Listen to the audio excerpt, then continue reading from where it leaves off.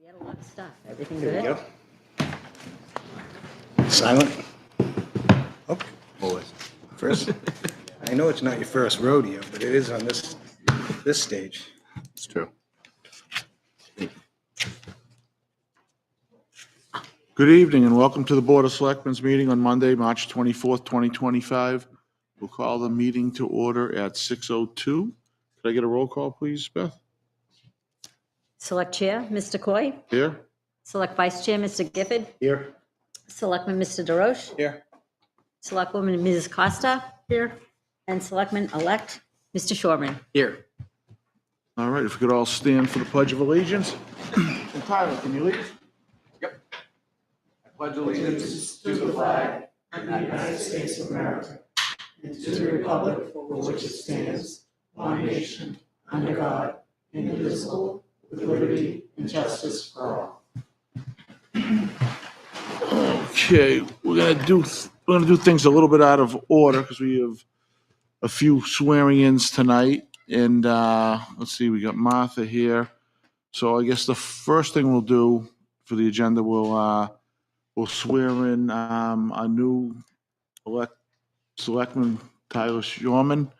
Congratulations, and congratulations to you, John, as well. In the last election, I know you've already taken your oath, right?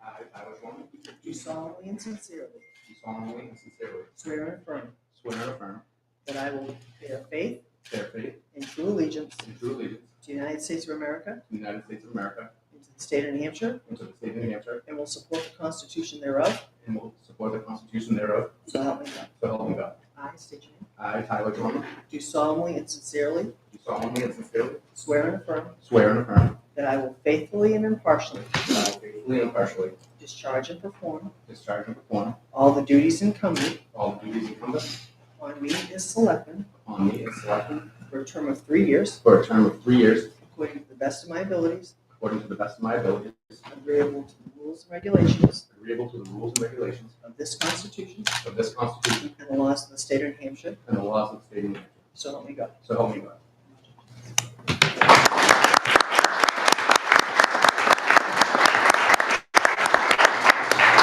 Signature, and today's the March 24th.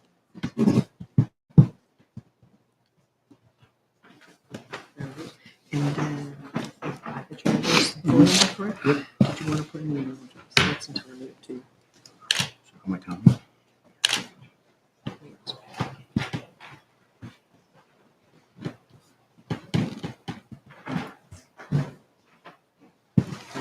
And then your initial here, because I'm going to give you the code of ethics. Keep going, Tyler. You're just signing your life away. No big deal. Conflict of interest code of ethics. That's for you. Is it the first ones on the last page? All right. That's exactly. You're all set. Thank you. Congratulations, Tyler. Welcome aboard. Welcome. And next up, if we can have the police chief come up, we have a police officer to be sworn. It's always good to see someone new coming on. Yes, it's always great. And again, before I started, thank the select board as well for the support, and with the police department and our hiring and training of our officers. We truly appreciate that. So let me give you a little short introduction about our new officer who'll be coming before you tonight for swearing in. Officer Carson Jaha comes to us from the Lawrence General Hospital, where he served as a public safety officer for the past 2 years. Officer Jaha is a member of the New Hampshire Army National Guard and holds the rank of specialist. His assignment in the military is that of a military police officer. Officer Jaha attends National Community College, where he's earning his associate's degree in criminal justice. Also to work, Officer Jaha enjoys hockey and exercising. He'll be attending the New Hampshire Police Academy starting on May 5th, where he'll undertake a 4-month training program with other New Hampshire police officers. When he graduates on August 22nd, he will undergo a 12-week FTO field training program here at Plastow Police Department. Officer Jaha will be a second-generation police officer, as his father is a well-respected veteran New Hampshire police officer who's here tonight with his family members. Officer Jha has joined here tonight with his family, friends, and some of his coworkers. They're able to make it tonight. So Great. Now, how does that put this department now for being staffed? as of this morning, we're fully staffed of all the current positions. Well, that was a long time coming for us to get there. Yeah. Congratulations Thank on you. doing that. Yeah. And it's always great to see new officers come in.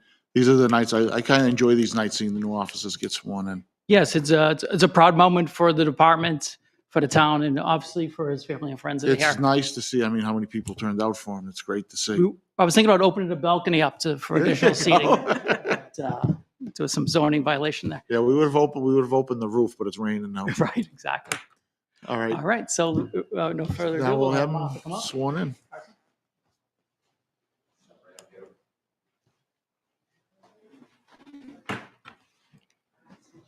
I, Carson General, Do solemnly and sincerely do solemnly and sincerely swear and affirm swear and affirm that I will bear faith and true allegiance that I will bear faith and true allegiance to the United States of America to the United States of America, and to the state of New Hampshire, to the state of New Hampshire, and will support the Constitution thereof, and will support the Constitution thereof. so help me God. So help me God. I, Carson General, Do solemnly and sincerely do solemnly and sincerely swear and affirm swear and affirm that I will faithfully and impartially discharge that I will faithfully and impartially discharge, and perform all the duties perform all the duties incumbent upon me incumbent upon me as a full-time Gloucester police officer as a full-time hostile police officer for the town of Gloucester, for the town of Gloucester, to the best of my abilities, to the best of my abilities, agreeable to the rules and regulations agreeable to the rules and regulations of this Constitution of this Constitution and the laws of the state of New Hampshire. and the laws of the state of New Hampshire. So help me God. So help me God.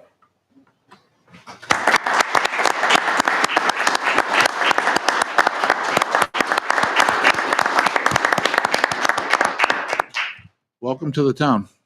It's great to have you. Thank you. Thank you for your service, too. Yes. Thank you, everybody. After signing, we'll take a couple quick ones here, and then we'll go downstairs for us for photos, not to interrupt your meeting. Okay. Signature right there for me. If you want a copy of your oath, you can come by my office and get that. Initials there, because I'm going to give you the code of ethics and conflict of interest. So those are for you. And like I said, if you want a copy, you can go from. Okay. Thank you so much. Thank you. Congratulations.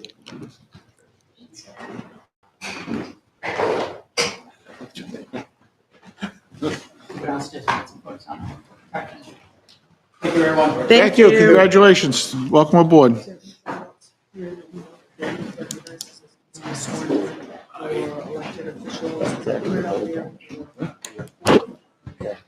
Budget committee, everybody. I mean, if I was. She sworn anyone in other than Donald? Thanks, Martha.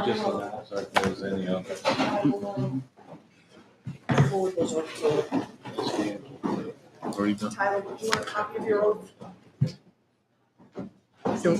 I'll leave it in Beth's thing. Before she runs off, she's got a, or we swear in the other ones. No. I think that was it. That was it.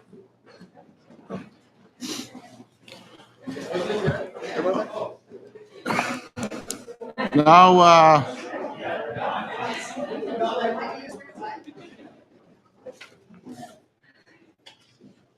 all right, now we'll backtrack and we'll do public comment. Thank you for bearing with us so we could get everybody sworn in first. So if there's anybody here for public comment? Just make sure we state our name, and public comment is 5 minutes. Just name and address, so Beth has it. Jess Pelletier, 24 North Ave. I'm just here to talk about the homestead licensing discussion that was on the agenda. I was surprised to see it just because the voters voted overwhelmingly, 1,039 yes to 294 no. So I'm hoping that the discussion is only going to be geared toward the portion of that homesteading food, the sale of homestead food RSAs that pertain to licensing.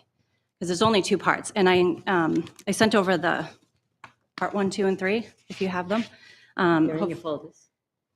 So hopefully you can reference those, but basically part 1 is what the town approved, just with their votes. So the day after voting, people can sell their non-potentially hazardous foods according to the New Hampshire RSA. And I sent along, I think, the RSA, which highlights that. But also in the extension, the UNH extension packets, it kind of breaks that down to the 3 parts, and only parts 2 and 3 require a license and inspection by the health inspector. So hopefully that's going to be where your discussion is. But I also was a little bit concerned about the email or the letter that the health inspector provided, because it just doesn't make sense to me. He's not really pointing to like any RSAs or anything. And, you know, he's talking about spending $5,000 of the town's money, the town and taxpayers' money, to go through this process when you don't really have to do that. There is an application for the state of New Hampshire for food operation license, homestead food operation license. I can pass that on. I didn't send it, but if you wanted to look at it, because I believe that the town would now do that license instead of the state. So if you're going to just, you know, look at making a license, I can provide the New Hampshire one that you could kind of reference. It gives a fee. It gives all the criteria to apply for the license. But other than that, you know, what the voters decided, I hope that you stand by that and recognize that. And yeah, so I just look forward to the discussion. Yeah, well, just so you know, and I texted Nolan as well. Yep. We're tabling that tonight Okay. because the health inspector's not here. Right, And where we are the board that oversees Mhm. the health department. Right. Well, we're more or less trying to make sure we cross cross the Ts, dot the Is, Mhm. just to make sure we do everything right, because we are a self-inspecting town. right. So just gotta make sure we do it right, that's all. Yeah, I understand. You know, I've read both of the letters from the health inspector. And, you know, he seems concerned, but he hasn't been here once to speak on it. Not at any planning board meetings, not at Board of Selectmen meetings, not at the public hearing, not at deliberative session. So he's not conveying his message to the general public. He's sending you a letter and hoping that you know, listen to what he's saying, but it doesn't sound correct. And if you know the RSAs for the state and what we just passed, we are now allowed to do those things. Yeah, So- no, we just want to make sure we do it right, that's all. Okay, perfect. I appreciate it. Thank you. All right, thank you. I'll give Beth just the application Okay. if anybody wants to reference that. Thank you. Thank you. Thank you. Is there anyone else for public comment?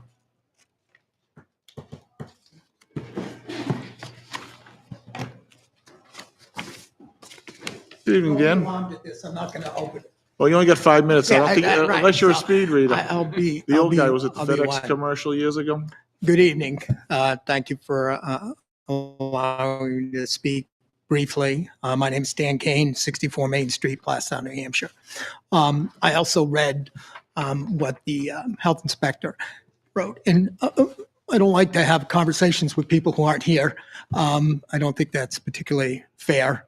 But what I would like to ask the board is, it refers to a legal opinion in a public document. Is there, in the interest of transparency, that implies that somehow the citizen's petition was unlawful? I'm wondering if we can see that. I don't think so. Do you think it's because it's privileged? I'm not even aware of one. Do you, Greg?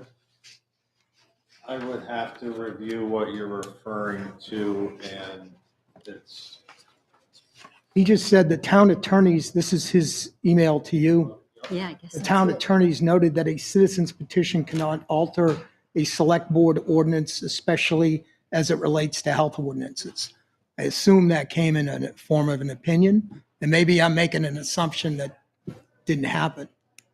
No, I don't recall how that came, whether it was a conversation or whether it was, I do not believe it was a formal opinion. Okay. So there's unlikely any written, It is unlikely, yes. okay. But I will. I don't want to put words in your mouth, but I just, yeah, okay.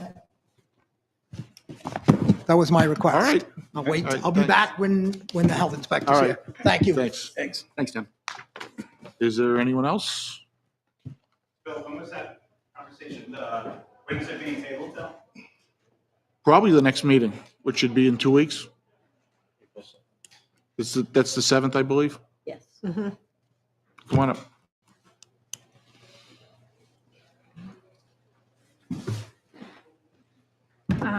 Good afternoon, Brenda Sanchez. I live in 2A Carsicle here in Plaston, New Hampshire. My concern about the letter that I saw is that, and I understand the point of view of the health inspector, but also at the same time, my concern is that he might try to create regulations for activities that are well established in the state and other states. So that's my concern. The $5,000, it could be a lot of money, and also a stop, like a break of the whole process for the community to start increasing the home-based activities. So I just want to share my concern that he might be creating extra steps for a very well-established law that is followed in the whole state and actually in the whole U.S. So that's it. Okay. Thank you All so right, much. thank you. Thank you. Thank you. Thank you.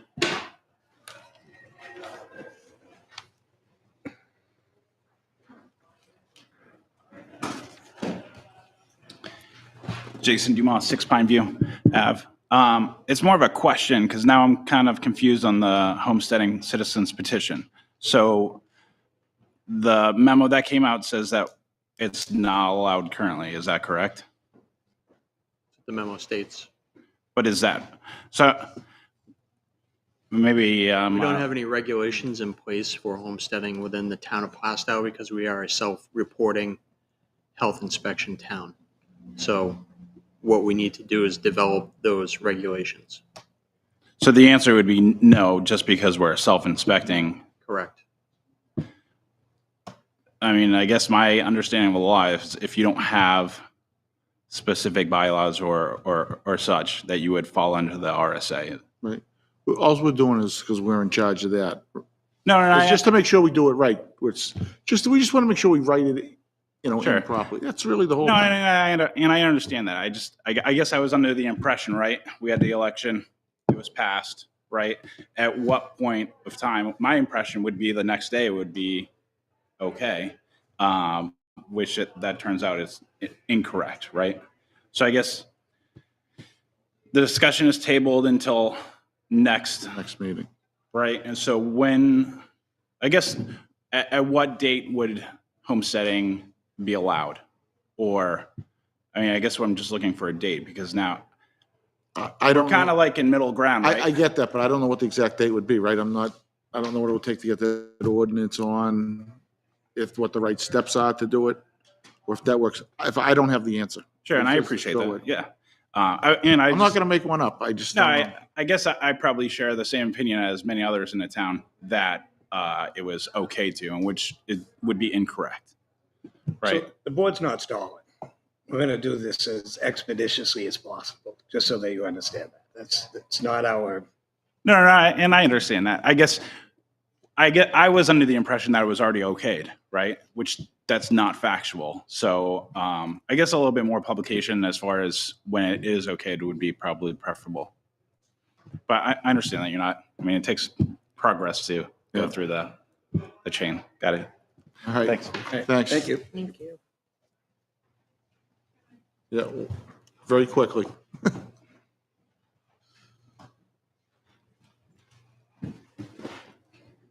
Hi, me again.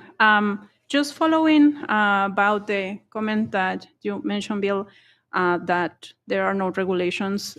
Just to pointing out that there are state regulations already in place that could be very helpful for creating the regulations in town. So that could save time and money if in case we need money for creating the regulations. And the state regulations are very well established and working also very well for like the whole state. And that's it. All Thank right. you. Thank you. Thank you. All right, looks like that should be it for public comment. Next up, we'll go move on to the agenda, keep moving. Old Home Day Committee, which is coming up quicker than we think. I do know one thing, where I sit on the Old Home Day Committee with John, they've been doing a lot of hard work. Absolutely. Yeah. No, and I know they've come up with a couple good ideas, some fresh ideas, and we'll make this plug probably a few times tonight about volunteers. Yeah. You know, it takes a lot of people to do it, and a lot of And a people lot of that new don't. faces and well-organized new faces as well. So it's working well. Yeah, it's Sure great is. it's great to see some new people get involved. Just need a few more to help the day go successful. Absolutely. Always looking for volunteers. So I'll kick this off. I don't want to take up too much of your time. My name is Alan Davis. I'm the chair of the Old Home Day Committee. I'm joined here by Angela, Nancy, and Kate. 3 new faces, by the way, who are very excited to have on board. They've dove in and gotten involved very quickly. I'll have them introduce themselves and provide their own subcommittee updates in just a moment. So I want to start up by saying congrats to Selectman Tyler Shorman. Congrats on being sworn in tonight and the other officers that were sworn in. I wanted to thank the previous Old Home Day Committee, the leadership of Shauna Manthorn and Roy Walling. They left us a blueprint to follow, and it's been very, very helpful with organizing. So thanks to them. So to start, it's on Saturday, Old Home Day, Saturday, June 21st. So everybody mark your calendars. Information's available on our Facebook page as well as the town website. Our theme this year is celebrating everyday heroes. So we're looking to highlight the work of the police department, fire department, as well as our ambulance service, the new ALS service. So we're very excited to incorporate them into this year's celebration. We met with the police and fire department chiefs as well as the highway supervisor. So planning is moving along very well. Our parade subcommittee chairperson going to be here tonight is Kate Sherman DeRoche. She has returned after a very brief hiatus. Very glad to have her back. She's handling all the parade. Again, you can sign up. Anybody who's interested in participating in the parade, look at town Facebook. The Old Home Day Facebook page as well as the town website. There are links to sign up for the parade. So that's like any groups in town that want to participate? Sure. Community organizations, groups, and local businesses would love to have you come maybe put together a float or just come in, walk the route, ride the route, toss some candy or items to the kids. Anybody who's looking to participate will have you, for sure. And I think I will now turn it over to Angela for an update. Hello. And introduce yourself. Good evening. I'm Angela Edwards. Excuse me. Is this thing on? Angela Edwards here, Vice Chair, very green with the Old Home Day Committee, I'll say. So I'm overseeing entertainment and contests, bringing back the beard contest with a couple of sub categories within that. That's going to be hosted by Rooks. And then also I'm bringing back the baby contest as well. So if we have any little ones in the community, what have you, we're welcome to have them. And then other entertainment to be determined and still working out everything from there. Very good. Thank you, Angela. No problem. And Now, will you still be doing the entertaining in front of the bandstand like they did like last year, like a couple organizations? I think they did the Yeah, we'll have a cheerleading thing couple of last things year. going on, multiple different things. we do So plan to utilize that stage and the tent out Thank you. back for sure to have some different. So once again, if there's anyone in the community that wants Yes, to take place, to absolutely. reach out. Family Yeah. friendly, Local of karate course. studios. Karate, Yes, dance right, studios. yes, Anybody yep. out there who's performed in the past, or maybe you haven't, and you'd like to be start to get involved, please reach out to us for sure. Yes. I think there's even a yes. youth band out there last year Oh, too. the youth band, Yep. yes. For sure. If they're watching. What else would they be doing, right? Yeah, right. This is must-see TV. This really is. Hello, I'm Nancy Bishop, and I'm on the Old Home Day Committee. I was not official last year, but I am this year. I'm in charge of vendors, and we have 21 vendors registered as of today. We're looking for new vendors. We're particularly open to craft vendors or anybody with a business in town. We have a registration event on Eventbrite. You can look up registration on the Old Home Day website, or go to the town website and go to Old Home Day there. We're looking for anyone that wants to have a booth. We have 21 registered, but we have many, many more spaces, and all are welcome. Right, great. Thank you, Nancy. And here's Kate. Kate keeps us straight. Yeah, she On that really does. committee. Very good. Hi, everyone. I'm Kate Orsini. This is my first year serving on the Old Home Day Committee, and I'm acting as secretary this year. I'm also overseeing the raffles subcommittee. So in prior years, we've looked to vendors and donations, which we will again this year. But we will also be reaching out to local businesses. So local businesses, if you're watching, asking for gift cards, themed baskets, really anything that they'd be willing to donate this year to raise additional funds for Old Home Day. Great. Any questions from anyone? Well, I sit on the. I know. Mr. Gifford and Coy, you know what's going on. You're there at most of the We do. meetings. Appreciate your guidance as We well. do. Well, actually, one event I know that you're planning to actually kind of be cool is utilizing the jail cell downstairs here. Yes. So that is a little bit of a surprise this year. It's going to be we're going to kind of keep the details under wraps for a little bit, but look forward to an exciting event involving the old jail cells in the basement of Town Hall. All right. They do exist. And I think that's No, all I know is this committee's worked extremely hard. They really have, and you've come up with some great ideas. It's new, some fresh ideas, which is great. Yeah, I've sat on this committee since 2017 throughout it, and these guys are working. And I'll tell you, this is one committee. If you're in town and you want to get involved and have fun, this is the committee. This is your segue Agreed. into getting involved further in Absolutely. town, I mean, because it's a nice, comfortable environment. You guys are bouncing ideas off one another, but yet you're interacting with the town, getting structured, so you can move on up and become a selectman. Yeah, and even if you, there you go. Whoa. Yeah. No, even if it's just an hour on that day to help. Oh, absolutely. Yeah. Because If you're there's not available games out to- back. There's all of that. Just Absolutely. to If you're help. not available to attend meetings, that's not necessary. Just reach out. If you're available the day of, that's Saturday, June Yes. 21st.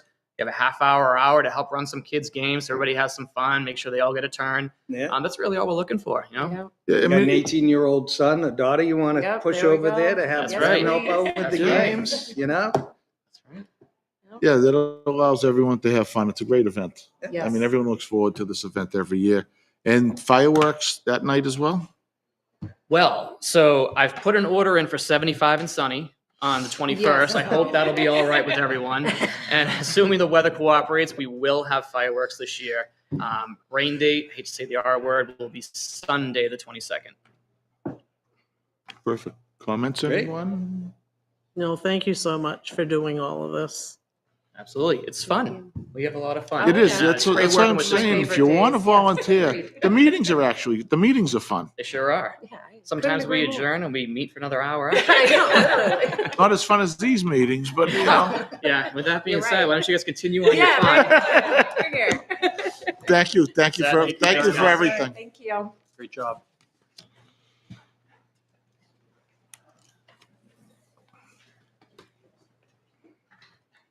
All right. And next will be Black Earth composting presentation. I know we had Black Earth, they came in front of the track committee. Was that about a Yeah, couple so weeks ago? they came in front of the track committee about a month ago, right? Sounds about right. And they recommended that we have them in to have a discussion with the board and see if there's an opportunity to, bring composting to town. Yeah, happy to talk further to follow up from that last presentation that we did. I don't know if you wanted us to go through any of it again. Go or if through there were maybe any- some of it quick, just so everybody, kind of, you don't have to, maybe not as much detail, but just, a little bit so we get the Sure. over idea. Has If you that want to been- introduce yourselves as well, that would be great. Great. Justin Sandler, one of the owners over here at Black Earth. And John? John Laurie. So I work with municipal coordination. So I'll be talking with those who run the town and help start new programs or enhance programs that are already existing. So for you guys, we're looking at starting a new one. Yeah, and I thought the presentation was great when you gave it to us. Yeah, appreciate The that. track committee. It was, very interesting and, eye-opening, some ideas and, where it helps save costs in the town too and everything. Great. So what's the access like on the? Should be open. Is it? And did you have the copy that I could open from last time, or? You didn't bring it up? I did not. I can probably find it. I can forward it to you pretty easily too. Or if it's just as easy, we can do a talk Reader's about it. Digest version of it. and- Yeah. Yeah, you can just. We all got the talk. presentation, Yeah. so it was passed out to the Yeah, board. so we saw it all. Great. And I know we actually sat through it. Oh, excellent. So yeah, basically the presentation was an overview of a bit of the history of the company, what we've done, so I'll start there, I guess. So Black Earth Compost, what we do is we recycle food scraps back into compost primarily. We have a couple other offshoots of other things that we recycle, such as hard to recycle materials like electronics, stretchy plastic, cell phones, things like that. And that's a separate route. But our, bread and butter is really recycling the compostable content of municipal waste. And we did our own audit. DEP has numbers on it, but the range of what is compostable in the solid waste stream is very high. It's about 40, we found 40%, DEP says 30%, so about 30 to 40% of what we're throwing in landfills and incinerators is compostable. So there's opportunities to route that to a compost site. We run 4 of them. Most proximate one to Plastow is Groton.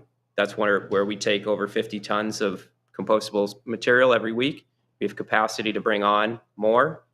And in total, we process 350 tons of this material every week across our 4 compost sites. We have 80 employees, fleet of 40 trucks. We have the biggest dedicated organic fleet in New England, and we're vertically integrated, so we both do the hauling and the processing. So it's not a mystery of where this material goes once you put it in a truck. I welcome anybody to come and see exactly how we operate in Groton. Anytime you guys want to come up, just let us know. We love to be as open as possible about how we handle the material we pick up. So this is all like the meat, bones, dairy, compostable plastics. That's the acceptable material there. And, especially in Massachusetts, a little different in New Hampshire. Conceptually, it's the same, but in Mass, all our landfills are closing by like 2030. So we're increasing the amount we're incinerating, but we still have to get rid of that ash. Our ash goes, you guys don't want it, understandably, in New Hampshire. So we send it down to Alabama, and that's logistically kind of insane, but it's extremely expensive as well. But the same environmental benefits can be seen regardless of what state is composting. February 1st, there was a law put into place in New Hampshire that mandates, I believe it's if you generate compostable material within 25 miles of a processing center, of a composter or an anaerobic digester, you are now, and you create more than a ton of it, it's banned from being put in the trash. So our solution, we pick up from commercial accounts. So that's your supermarkets, your restaurants, that kind of tier, even office spaces, like a lot of town halls even have compost bins from accounts that we pick up from. That's about 400 total accounts we have. And then across Massachusetts and Rhode Island, and now we just took over a company in Keene, New Hampshire. We took over Elm City Compost. We have a couple schools in Nashua, and that's 40,000 residents. Most of those residents directly pay us. So it doesn't take town money directly to pay for the service. Neither does it take a law to force people to do it. So we don't have to wait for funding. We don't have to wait for states to make this mandate, which are coming to the residential level. People want to do it. They're paying. They don't have to. So it's clear that residents want a service like this. They just have to know about it first, and that's where we look to the town for support. Listing it just on a website is a great place to start. We discuss centralized pickups at a DPW or a transfer station. I think there was fairly good space at the transfer station for a centralized bin for people to bring their food scrap to. If they're not going to pay, it's about $3 or $4 to pick up for the residential pickup, and that's a 13-gallon container, and that's about 10 pounds a week. So we're doing 40,000 times 10 every week, just residentially. So I'm not sure of the number of households in Plastow, but if you got 20-30% of the households going, that's a pretty significant savings. Pretty directly, you're removing that from your tipping fees that you're paying with whoever your trash hauler is. I'm not sure who it is up here. Any questions on that section? Yeah, so when you talk about the pickup portion, that's curbside pickup. Correct. That you do? Correct. And you have weekly curbside scheduled. The resident gets their own portal where they can log in to see information about, if there's any rescheduling changes. Those calls aren't going to your aren't going to your city. Those are coming directly to us. So we have a whole customer service section. We have software to make everything streamlined. And then we have redundant trucks if trucks break down, things like that. We've been doing it for 14 years. So we have a lot of other towns that have created the social proof that we've been effective in what we're saying we can do. So it's not just a group of people with a truck and maybe they'll do it for a few weeks and then, die out. But so happy to connect you with other towns as reference points on that as well. And there would also be centralized areas that people could bring it to? That's up to you, of course, but that is an effective way to do it for people that might not want to pay the $4 a week, but still want to participate. So that would be a larger, 13-gallon. Thinking of apartment complexes and same places like that don't have the ability to have the resources to have them outside or something like that. An apartment complex can be tricky depending on HOA and management like that, but we do have a locked bin available where the residents of that apartment complex can get the code, and only people with that code can have access to the compost bin. And it's just a bigger bin, basically. And it's really kind of one way to kind of reduce your tonnage fees, right, with the tipping? Yep. Because you're taking, pounds a week. It's out the of each heaviest. house. It's the heaviest and it's the smelliest. So you want that out. Some towns are thinking of going to biweekly trash in Massachusetts. Maybe the economic incentive is different in New Hampshire, but this is the material you want out, and it's super valuable too. So on the tail end, we're rebuilding our soil, which is getting depleted in this area, and a lot of farmers use this compost as their fertilizer source. You talked about a centralized spot. How would that work if the town were to set one of those up? Pretty straightforward. It's about, so it would be a cost to the, that would be a cost to the town. Yeah. And so it's we use 48 gallon containers. They hold about 180 pounds. So call that 15 households would fill a container weekly. And the cost for that ranges depending on the total number of carts you have. So less per cart for more carts, about $22 a cart for that. We provide the cart and then we refresh the compostable liner on the bag upon each pickup. You just need a dedicated spot on site with some language. We have all the signage for these transfer station pickup areas, and then communication with the people about what can and can't go in. But we've done like tabled events where we'll engage with the public about where their material is going and what sort of material can't be put in there, such as plastic or glass or metal. And so for curbside pickup, to make it viable for your company, how many would you need? That's a great question. We can't start with 2. Right. It doesn't make sense, cost you too much money. I would guess off the top of my, so the way we track that is we get people to go to our website and we pre-register them. So that indicates that they want service once there's enough density achieved. And then once the density is achieved, we'll email everybody, hey, sign up. That density number, I would guess 75 residents, is based off like residents per square mile of Plastow.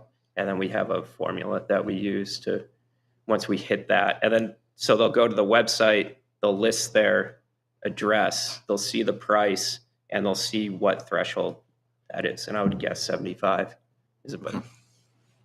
And I'm guessing, but I think we have somewhere just under 3,000 residential locations in town, something like that, 2,700 to 3,000.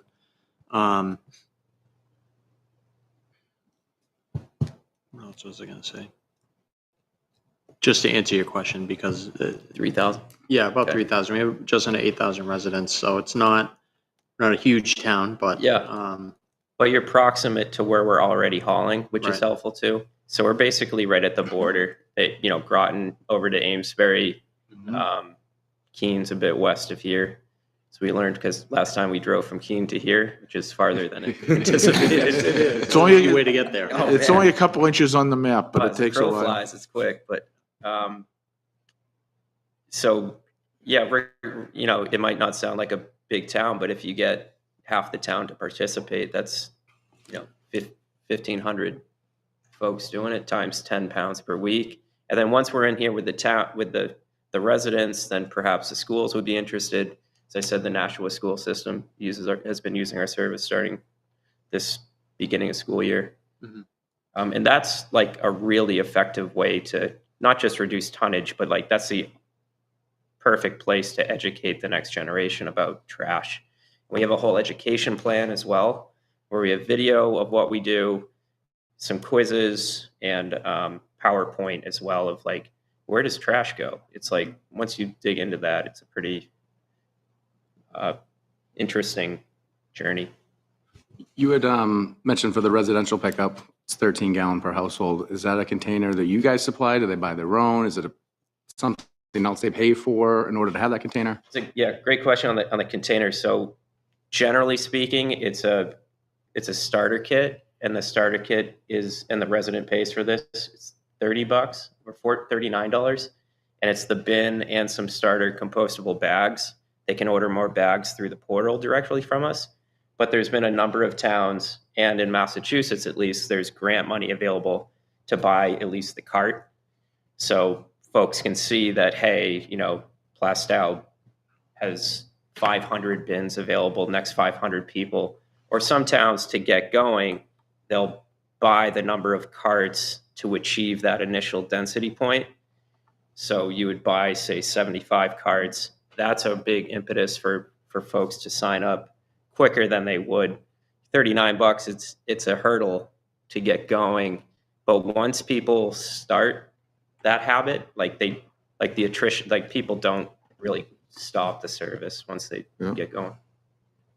It's a habit, right? Once you get into that Totally. habit. It's a, I mean, I remember the old days that my grandparents when used to have like the pig bucket out back. Step on the You'd pig see it, bucket. step Talked on about it, you that throw, last time. you throw it all in there. yeah. I remember Yeah, those now days. the pigs are more centralized in this country now, and but we have all this food scrap that we're burning and burying. But it's like those are the nutrients from the soil that we extracted. It's like a bank, and we've just been withdrawing without depositing, and compost is the deposit back in. I look at it as a way to reduce the tonnage. And Yeah. can That's it, too, And it can yeah. reduce, to me, It's that's every angle. This is how you can really help try to keep your taxes as low as possible. Something like this, it's definitely an avenue, right? Yeah, and there's ways to some towns put flyers in with like a water bill. Some towns give kickbacks on water bills, actually. So different ways to like incentivize the folks to do it. Every participant gets a bag of compost back. And that's just residential, right? That's just residentially. And how big's the bag? It's like a 40-pound bag, something like that. Exactly, cubic foot. And how do they get that compost bag? Do you deliver it to their homes or? I used to do that. And then once we hit like 2,000 residents, we were spending days delivering the bags. So we came up with the idea to email a voucher, which is redeemable at a local garden center. I should have checked the local garden center proximate to Plastow before, but basically they bring that voucher to the garden center where we sell at. So we have 120 places that sell our bags of compost. And then that retail place mails us and we pay them back. So it drives some community engagement and growing, drives customers to the garden centers, and we don't have to deliver it. Yeah. But we also do like big garden bed installs for like town areas. If there's an area in town that you want as like a town square for people to have, victory gardens, they call them in Fenway Park. Like town of Needham had 150 that we built, installed, and filled with compost, and they pretty much sold, rented all of those out. We have a community garden here in town. Great. If you already have that in place, happy to get compost up Another there. thing with the voucher too Well, is actually, I have a compost pile about the size of this room. There you go. Oh, nice. You need a job? One thing with the voucher too is if the resident doesn't want to go and buy their own compost, they can donate it to a local community garden. So we'll dump however many yards they need, depending on how many people donate. We do that in Gloucester and Manchester with the community gardens there. So we have different partnerships for different things. It's the same thing as people in apartment complexes. They have no use for a bag. Right, exactly. Same idea. Yeah. What am I going to do with this? Well, they wouldn't have the residential probably carts out there anyway, so. But I think I'm a this true is a great believer in- idea. To drop the tippage costs Yeah. is well worth looking into this more and Yeah. maybe making an investment. I would sign up for it. My husband would shoot me, but I would do it. Yeah, it's an opportunity. Like Plastow would be the first town to engage in this residential rollout in the entire state. So for the value of being the earliest adopter and having other towns, whether you want the extra attention and fanfare or not, it could be the model first town in New Hampshire ever to really roll this out. Maybe you'll get a table at Old Home Day and talk about it. There we go. That's how it goes. I have a table here. I'm happy to have this one. So. Fancy.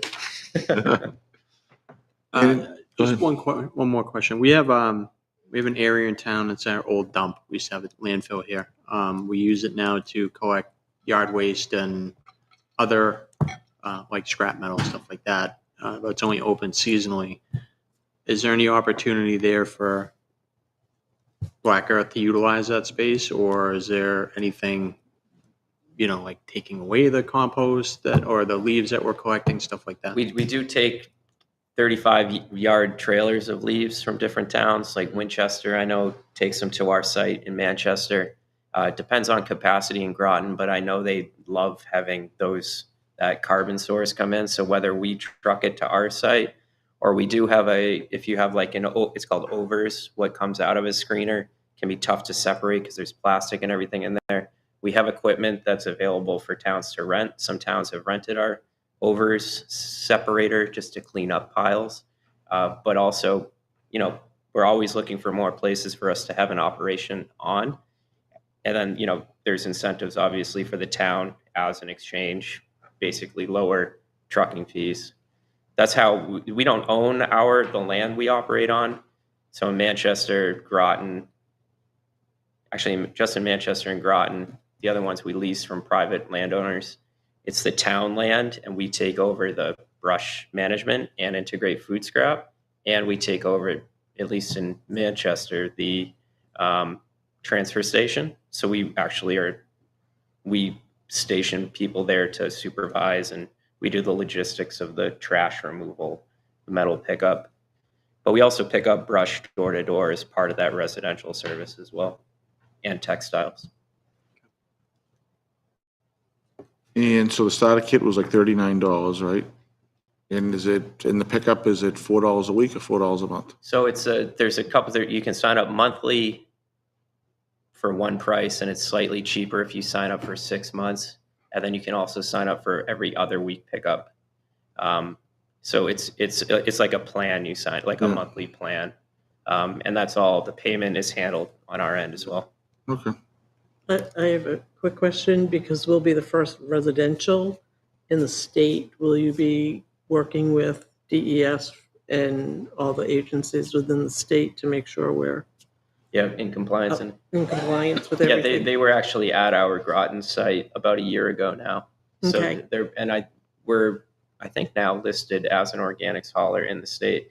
I mean, there's other towns that have residential programs in it, but the direct town involvement isn't quite there. Okay. All right. Other questions? Do you guys want a quick summary moving forward? Sure. All this stuff. I know you guys have seen the Yep. presentation already, but for those who haven't, you mentioned like starting a centralized drop-off bin would be an easy way to get started. And that's certainly one of the easiest ways to get people interested as well, because it's for the people that are already thinking about composting. So the contamination is really low. They see how it works. The town sees how it works. And then you can move into residential rollout where people start buying bins. We could also work with the schools and the easy commercial accounts, the people in businesses that are chopping up vegetables and meats, because that's also really clean product, really easy to implement. Plus the law that's going to say half a ton, anything more than a half a ton is going to have to be composted. Full time. Right. And then once those two things happen, we have a collection of hard to recycle materials like textiles, electronics, and that's another program we offer. But getting the ball rolling by hitting it from a lot of different angles, the school, the transfer station, and the residents. So people can have options. If they don't want to buy their own bin, they can still go to the transfer station. When that gets old, they decide they want to buy a bin, maybe do every other week pickup or something like that. But diversifying the programs is always the best way to get started. And how do you manage any penalties? I mean, I have a compost pile, obviously, and through the years we've had pigs and we pick up at different places and so forth. But you're never going to get pure food. Yeah. I mean, so somebody has a $4 pickup and they have 15 pieces of plastic silverware in there and everything else. Is there a penalty clause on any of this stuff that goes along with this? Because the purity is always going to be tough, to be honest with you. Yeah, it's a great question. I mean, it's a bit of the nature of the beast dealing with waste. You would love a pure stream, but it's probably never going to happen. At least residentially that's not where we see the contamination. That's primarily from restaurants and even schools. But we don't find them, but we do, reserve the right to reject a load. Because if we get one bin of trash into a truck full of clean stuff, that whole truck is now dirty. Right. And it's not fun pulling out trash at the site. So that's where that portal comes into play. So the driver takes a photo, it's marked as rejected for contamination. The resident sees it, and then they would just trash it or pull the trash out and leave it for the next pickup. Okay. The other thing we always fail to mention is the compost product. The end product is a really, really high quality compost. For years before it was required, they were testing for PFAS and heavy metals.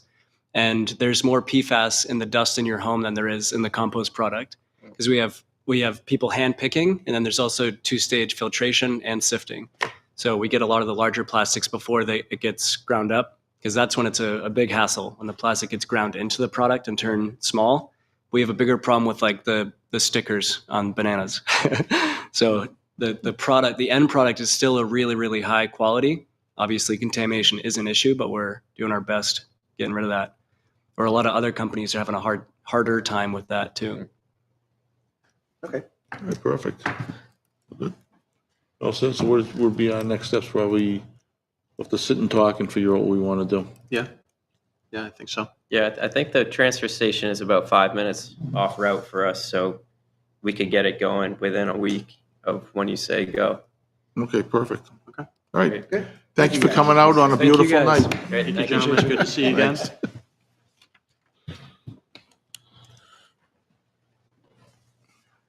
All right, Bob, thanks for bearing with us. So next we have Bob Hobb, the Plastow Exchange Club. It's the time of the year I know everyone sees it yearly out there, the pinwheels, as Bob's handing them out to us. My grandson will love it. Hopefully they'll grow and the garden will grow. This is a donation for you. Thank you, sir. It's like a mad old home day when I was. Yeah. There you go. Save these for the parade. Yeah. All right, Bob, so it's that time of the year again, right? It's that time. It's getting near April. Regrettably, we're not at the point where we don't need to remind people of child abuse prevention. We're hoping someday we'll go out of business and we won't have to do that. But in the meantime, we want to make them aware of it. And April is National Child Abuse Prevention Month. It has been declared by the president for many years to be Child Abuse Prevention Month. And as I mentioned a few years ago, when you guys were so kind to let us start the Pinwheel Gardens at the town green, it's a project that goes national. It's probably started 4 or 5 years ago nationally, and it's growing. I noticed that gardens are already up in Wyndham as I head to 93. So we'd like your permission again to put this garden on the town green. And this year, gardens, we think that it's good when it grows to make people more aware. We'd like permission because we've been asked, how come we don't have a garden at the safety complex? So we'd like your permission not only to go here, but to grow the garden and go to the safety complex and be able to put these pinwheels here at Town Hall and also on the safety complex. And Bob, where are you thinking here, Town Hall, out by the sign where you had it last year? If I have enough pinwheels, we'll put some on the sign and some coming in the front, so Okay. people that enter in the front, so they'll see them both. And then in the front, when people head off on that road, instead of coming down Main Street, they go that way. We'll put them in front of the safety And complex. even if you had more, you could probably put some in front of the Norman Major building. Yes, that's a good idea. It does make people aware, and then we have signs that we post that say April's Child Abuse Prevention Month. I know the last time Jay was so kind to ask, do we take donations? You can mail a check if you like, payable to the Plastow Exchange Club, and send it to my address, Bob Harb, 18 Hilltop Road, Plastow, New Hampshire, 03865. And we look forward to getting your approval again and putting up these gardens. Do we need to make a motion? Motion, consensus, however you want. I mean, Whatever you want, I'm all for this because consensus, it probably works. I mean, Yeah. absolutely, Yeah. Bob. And like Well, I said, if you thank get you. enough, use the Norm Major building too, I would say. Good idea, thank Put as you. many as you want. And Norm would probably like that. I don't mean to sound rude, but what does the average pinwheel cost so that people have an idea of what their donation is going to be? It's a little less than $1. Oh, perfect. Hmm. Thank you. And how many did you put out last year? Do you remember? About 150. We started with 50, and then we grew, added another 100, so we're like 150, and we're thinking we'd like to go like 250 this year, or whatever we can put up. Okay. And people can get these pinwheels from Amazon, other places online. So we're hoping that they'll start to do it themselves in front of their houses, like the blue light went for the police department. I see a lot of people putting a blue light bulb in. So we're hoping for April that they would be able to put up a pinwheel. And you guys have a pinwheel, so you should put it in front of your house someplace. Yes, absolutely. Thank you. And can I digress for one moment? Absolutely. Put on my other hat, school moderator. I want to thank everyone from Plastow and all the other 3 towns that came to help on the school recount.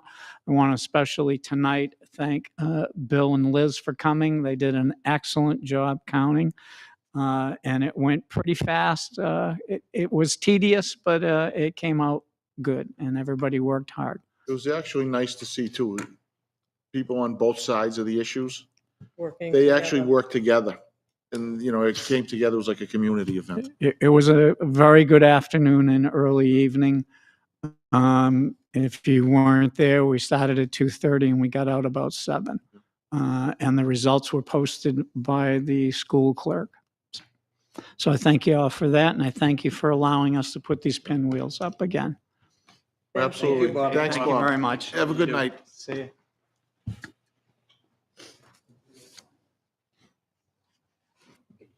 All right, next up, Greg, we got the Sanborn head.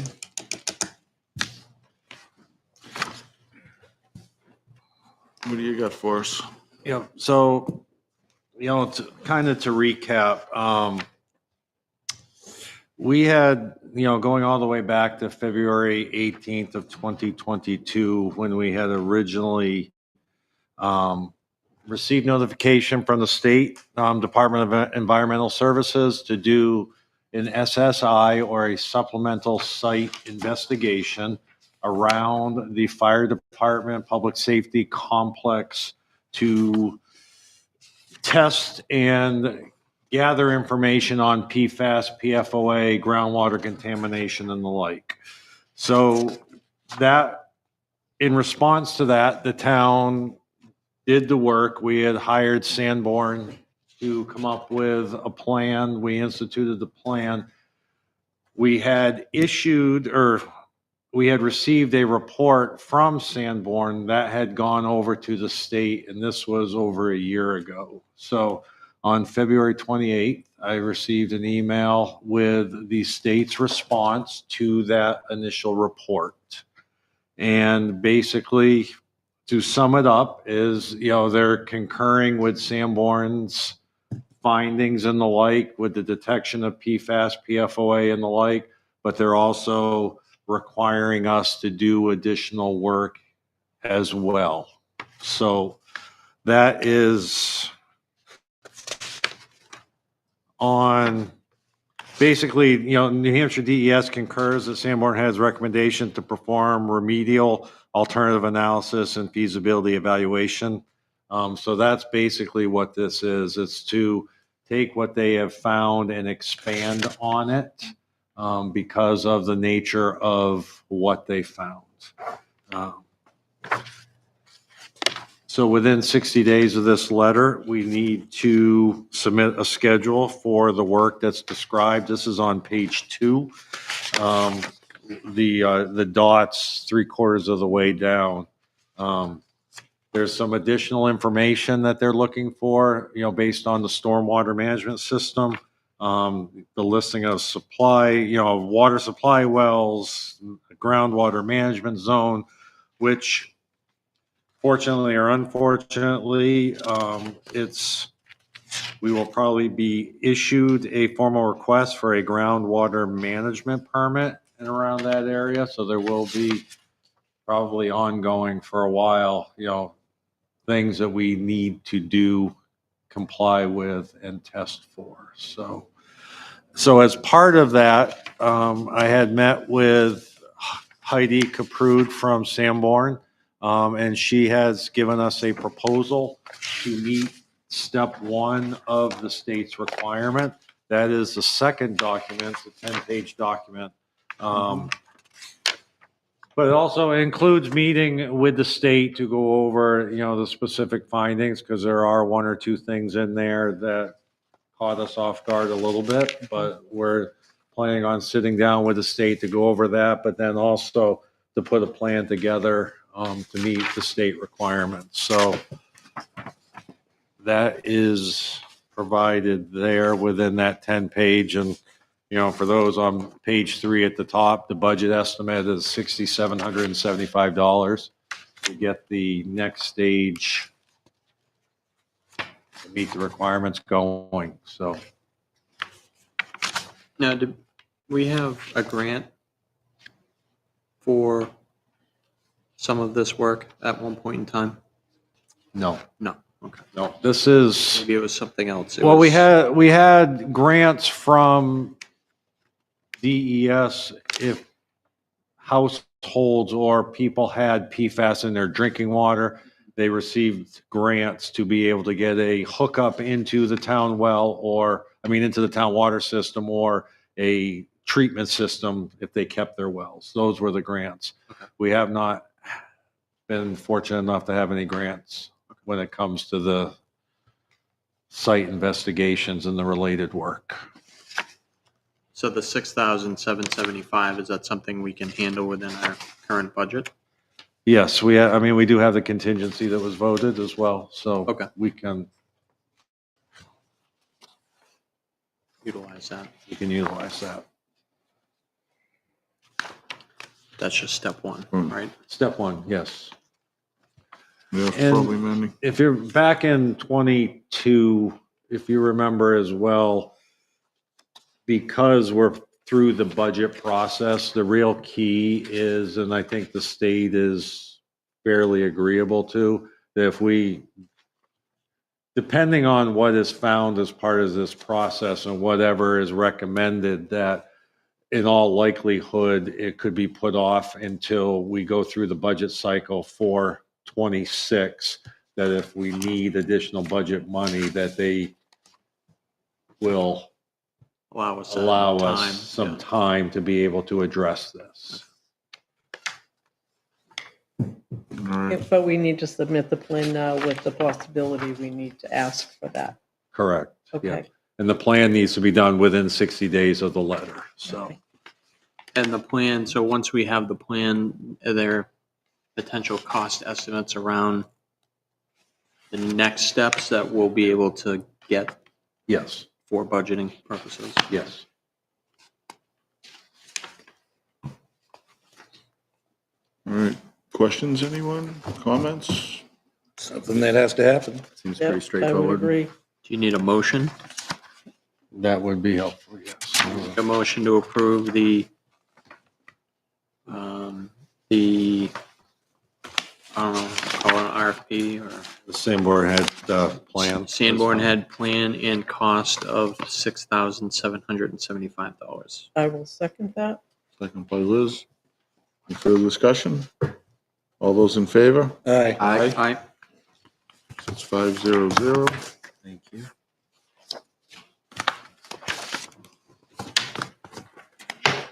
Fortunately, it's become a necessary thing. The next up, did mention earlier during public comment, the homestead food licensing discussion. We're going to table that hopefully till the next meeting so we can make sure we have like the health inspector here and everybody's here so we can figure out exactly what it is we need to do and make sure we do it and do it right. Do we have any non-public minutes to approve? We do. Let me get them.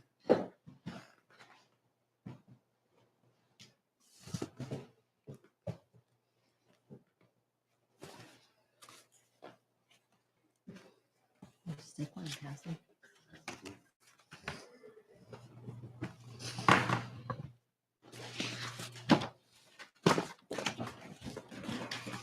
Sorry.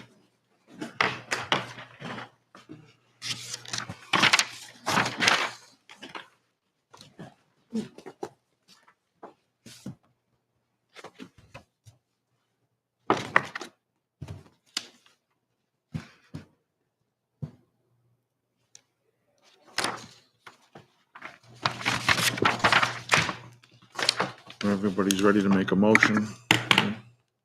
I'll make a motion to approve the non-public minutes for March 3rd, 2025, and keep them sealed.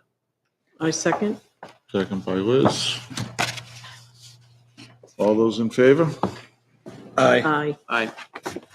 I'll abstain. Abstain. And we'll backtrack to one more agenda item. We need to, reorg, so for a new chair and vice chair. Okay. So I don't know who's interested, who's not. If anybody's got anything you want to bring up. I motion to keep Bill as chair. I'll second that. I'll third it. You're in. Then I'll go one step forward, and I'd like to motion to put Jay back as vice chair. And I will second that. And I'll third it. Abstain. So Thank you, John. looks like, thank you for the confidence again in front of the. Absolutely. Who says we need a new chair when you're already here? Try to say I'm kind of big to move out of it. No, thank you. We need to approve the consent agenda. And on the consent agenda for this week, we have the accounts payable manifest for the week of March 13th, 20th, and 27th of 2025.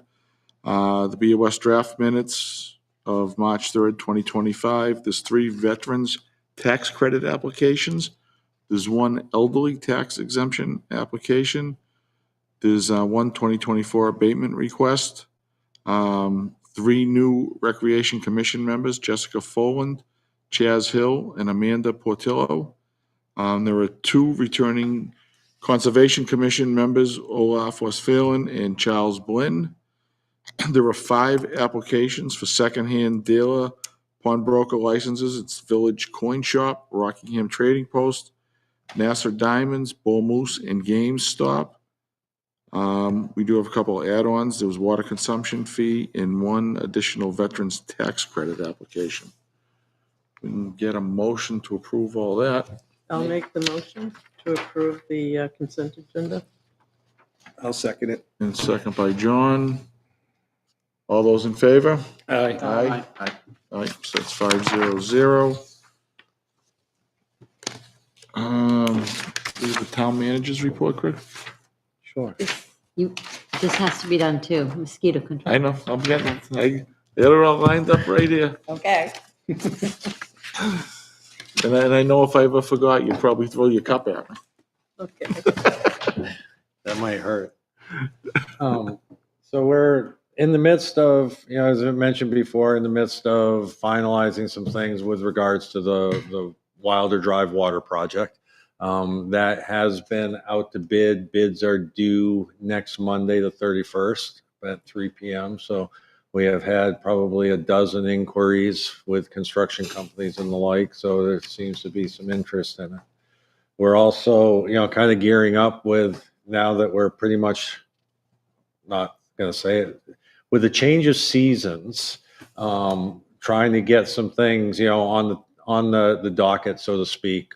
The highway supervisor and myself, we set up a meeting on Westville Road for that intersection. So there's some things that we're, taking a look at getting, up and going with the weather change. Department head meetings, with police, fire, highway, all good things. We had the ribbon cutting of the ALS service up in Brentwood last Friday, which was very well attended. We have approximately 18 towns that are now, part of that program. And since our kickoff at 3 p.m. on Friday, there's been 22 calls that have been responded to. So just proving is a much needed, thing and program. And it's a lot of positive feedback so far in only 3 days. So. Nice. Thank you. Now I'll read the public notice, Beth. One question. A few meetings ago, when we were talking about the Intercept program, Janet Stevens was here. And she made a reference to a project on Main Street around North Ave. in Main Street. Do we have any more information or I do not. around that this project was approved or what the funding amount I do is? not. I believe it's been added to the 10-year plan, but I'm not 100% Okay. sure. I'll find out some So it's not something that's specifics. going to happen It's not- anytime soon. Yeah, 'cause I do that not she- believe so. She was like, we got bumped up the list from way down below and. I didn't realize we were on the list. No, we're always on a Number list. two. I've been on a We're always list. on a list. I've been on a list for years. All right. I was just wondering if there's any more info on that. I'll see what I can dig up on that.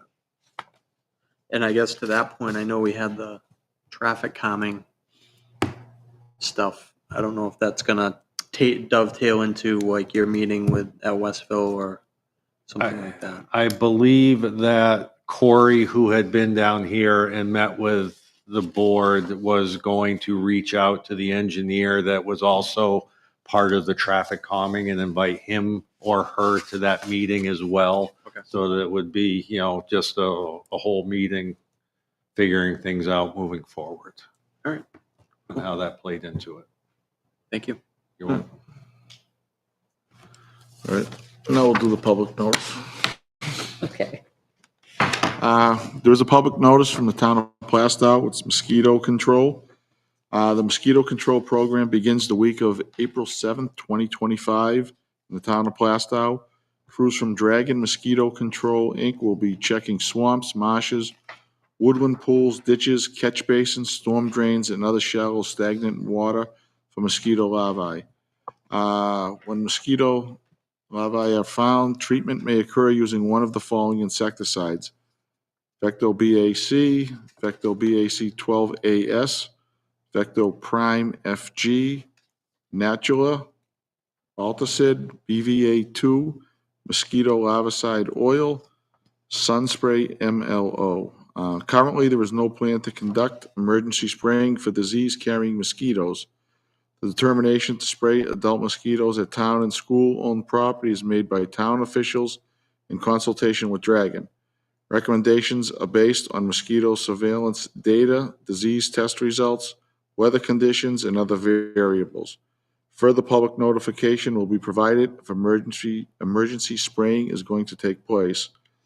Residents who own wetlands and want to opt out from any treatment may use our no spray registry online at www.dragonmosquito.com/no-spray-registry, or write to Dragon Mosquito Control, P.O. Box 46, Stratham, New Hampshire, 03885. Be sure to include your name, physical address, phone number, house color, and acreage. Call 603-734-4144 or email www.dragonmosquito.com for more information on treatment dates, location, materials used, precautions, or other concerns. Thank you. No problem. Let's see. So we got that. The one other thing we have in your packet, it's the different committees and boards and commissions that we sit on. One of the pages will say who's currently serving on which one. We won't go through it tonight because I know Tyler's for the first time you've seen it, so you probably have no idea it was this many boards or commissions. But it will also have the meeting schedule too, so see how it fits in with your schedule. We'll look to do this at the next meeting, figure all that out. And if there's questions on any of it, ask one of us. Absolutely. And if there's a board you want to be on that you're not currently on, obviously let everyone know. And one you want to move away from or whatever, for whatever reason. I know everybody's schedules change, so what may have worked last year may not work this year for the times. And one of the things, especially where we're starting new, what we should probably bring back is at least take a look at the action items for the next meeting, so we can take a look at that, see if there's anything on there, especially it's the beginning of the year, right? Kind of spell out the year. I think that would be good. Next up would be Selectmen's reports. Jay. The only thing I have, or I get two things. Budget committee, they're working to schedule a date to have their first meeting to do their reorg. We did have one member who is going to be resigning as of May 1st. So we'll probably have to have another meeting after that to pick a replacement. We did have a track meeting last Thursday. We're getting close to finalizing. I think we're on target to finalize some recommendations at the next meeting in April. We did have G Mello Disposal Corporation in. It's a hauler, trash hauler, just to find out some information. So they did provide us a presentation. I gave everyone a copy. It was pretty informative. They're a trash hauler in Georgetown, Massachusetts, so they're relatively close. They're in the business of trash, so they do most of the same things all the other trash vendors do. But I figured maybe at some point when we get into the whole process of RFPs or whatever, maybe we start bringing in the people that are going to be bidding. They talked about all the different services that they could have. I think bulk pickup is going to be an issue with whoever we choose anyway. So they did talk a little bit about that and having some different options. But I think, they talked a little bit about the rates. I said, kind of give me some ballpark numbers. And, he said trash is around 100, 115 a ton. And I know another company had given us some numbers around how much recycling might cost, but he indicated that it was about $10 to $15 less than what the trash tonnage would be. But that being said, we're paying $25 a ton now, so it's going to be a significant increase in the next trash contract. So just want to make everyone aware. Thanks for the good news. But yeah, it was good. They're a small company. They only service about 8 towns, so their selling point was their hometown. They're local. There's only three people. I think Beth appreciated the fact that they would handle all the calls and complaints. So it would be on them. We did talk about barrels a little bit, and they could, help with replacement of barrels as we cycle through our.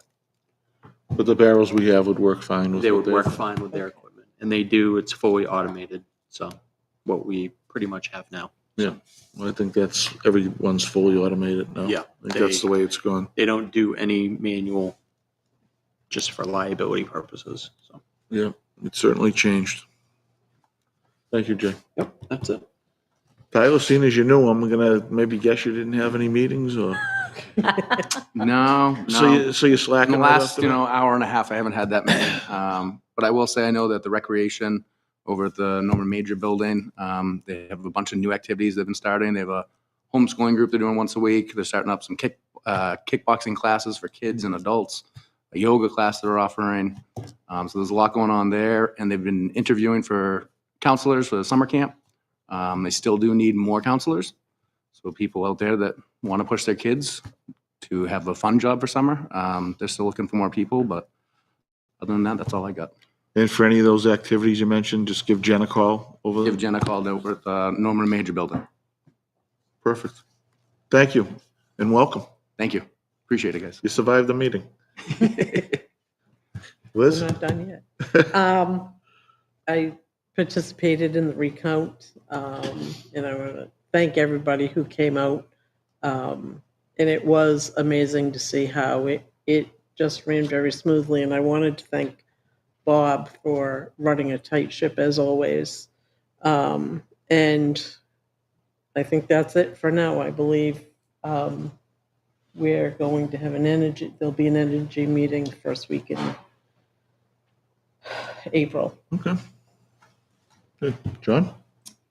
Well, I haven't attended any meetings other than going up to Brentwood for the ribbon cutting, which was a truly enlightening experience, just being around all of the other towns' fire departments that were there representing, and just how appreciative they are that it happened in this manner.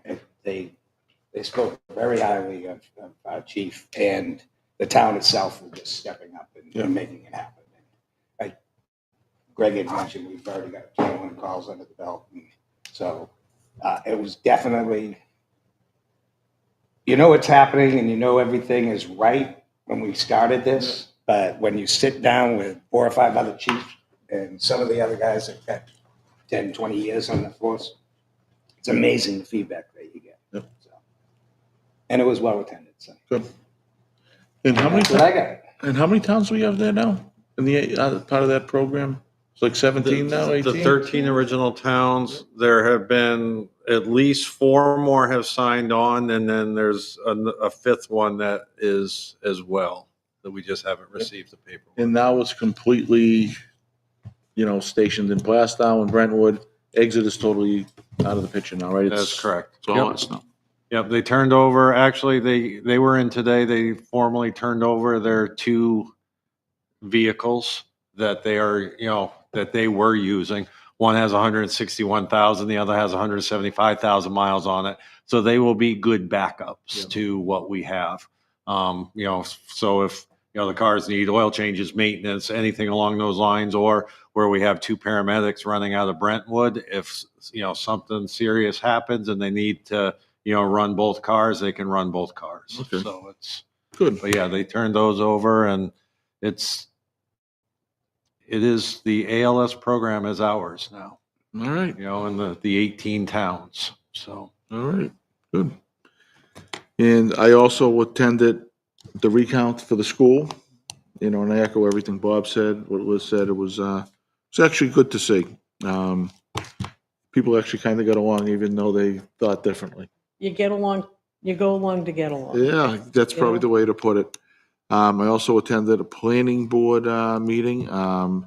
They had their reorg. The chair and the vice chair stayed the same, so it's Richard Anthony is the chair, Karen Robinson is the vice chair, and I was able to swear in 2 new members, Dan Kane and Richard Leclerc. And that was what I had participated in. Let's see, do we have non-public tonight? Yes. I would say Okay, so we do have non-public, and we won't be coming back afterwards, right? All right. Do you need a So we motion, need a Beth? motion to get into non-public. Under what? E. Make a motion to go into non-public under RSA 91A3E, pending and threatened litigation. I second. Second by Liz. Mr. Coy, Yes. Mr. Giffen, Yes. Mr. DeRoche, Yes. Ms. Costa, Yes. Mr. Shorman. Yes. And we won't be coming back, so everyone have a good night. Next time we see you, it will be April. And that'll be at 7:30. Have a good week, everyone. Take care.